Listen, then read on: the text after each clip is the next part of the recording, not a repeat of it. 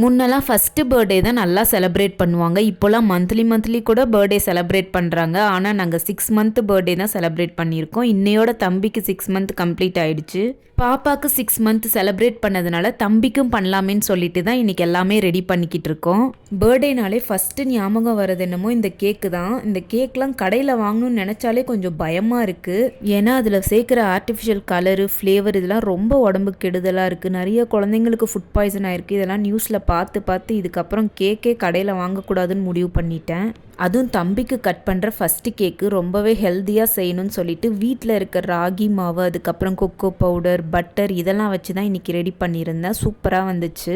இதில் baking soda கூட நான் ஆட் பண்ணல. உங்கள் வீட்டில் குழந்தைங்க இருந்தாங்கன்னா முடிஞ்ச வரைக்கும் வெளியில் வாங்கி தரதை அவாய்ட் பண்ணிவிட்டு வீட்டிலே செய்ய ட்ரை பண்ணுங்கள். தம்பியோட பர்த்டேவும் சூப்பராக செலிப்ரேட் பண்ணியாச்சு. கேக்கு நான் எதிர்பார்த்ததை விட ரொம்ப நல்லா இருந்துச்சு. உங்களுக்கு வீடியோ பிடிச்சிருந்தா மறக்காமல் லைக் பண்ணுங்கள்.